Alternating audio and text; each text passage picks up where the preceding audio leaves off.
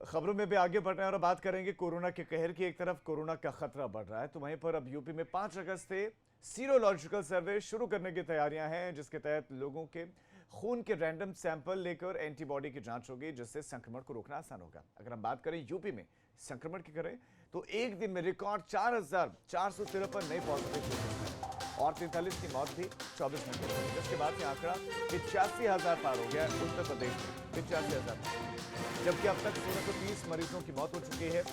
इतना ही नहीं, यूपी में 24 घंटे के अंदर 1,15,618 टेस्टिंग हुई है और इससे देश में रिकॉर्ड बन गया। इससे पहले जब 1 लाख हुई थी तो भी रिकॉर्ड बना था, अब 1,15,000 हो गई, यानी कि टेस्टिंग के मामले में तो कम से कम यूपी के बराबर, यूपी के नजदीक कोई दिख नहीं रहा है। यूपी 1,15,618 टेस्ट एक दिन के अंदर कर रहा है और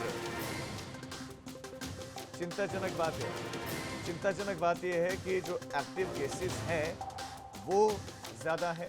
और हमारे साथ हमारे संवाददाता शैलेश अरोड़ा ज्यादा जानकारियों के साथ जुड़े हुए हैं।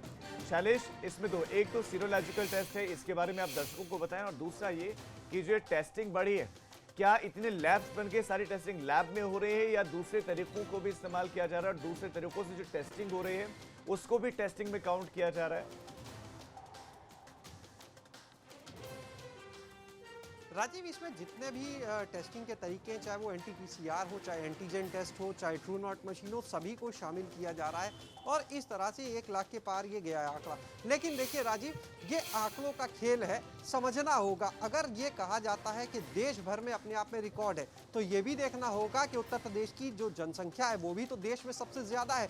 यानी अगर हम रेशियो निकालेंगे जो जनसंख्या के हिसाब से निकलेगा, तो उसके बाद संभव है कि हम और जो प्रदेश है उनसे कहीं पर पीछे भी हो सकते हैं। इसलिए इस बात को लेकर खुशी जो मनाई जाए कि टेस्टिंग बहुत ज़्यादा बढ़ गई है, वो कम उचित है। बल्कि ये देखना होगा कि केस इतने मिल रहे हैं। देखिए, 1 लाख से ज़्यादा टेस्टिंग हुई, 4453 के आसपास केस निकल कर आते हैं। यानी जाहिर सी बात है, देखिए जैसे जैसे टेस्टिंग बढ़ रही है, केस बढ़ते जा रहे हैं, यानी कोरोना संक्रमित हमारे आपके बीच में, प्रदेश में बीच में घूम रहे।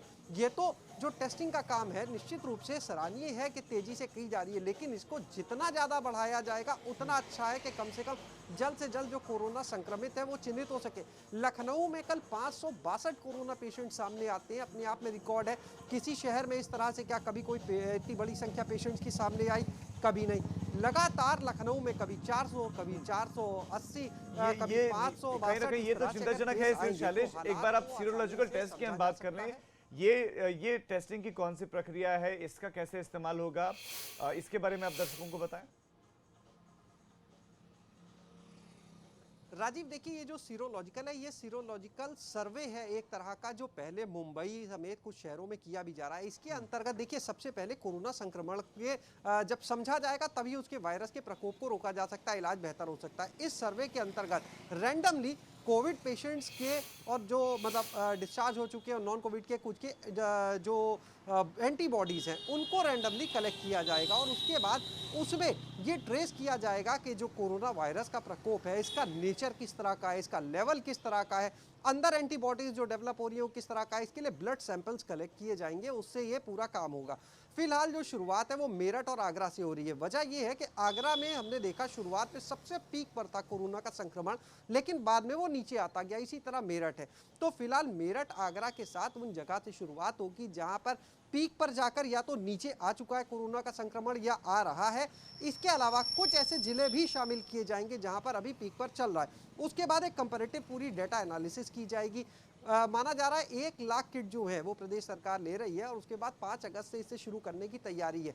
मुंबई समेत देखिए कुछ जगह पर इस टेस्ट का प्रयोग किया गया है, क्योंकि जब तक इसके ऊपर ज़्यादा से ज़्यादा स्टडी नहीं होगी, चीज़ें लेवल उसका नहीं सामने आएगा, तब तक ट्रीटमेंट देना भी मुश्किल है।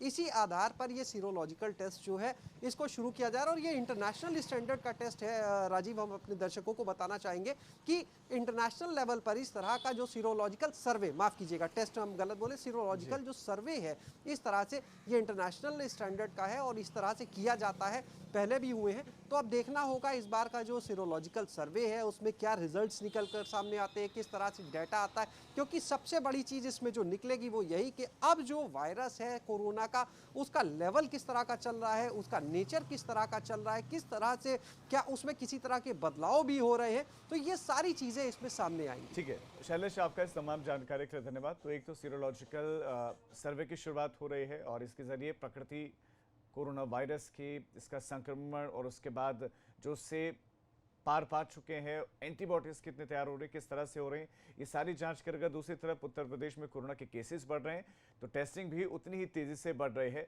केसेस और एक्टिव केसेस की बात करें तो वो भी बढ़ रहे हैं।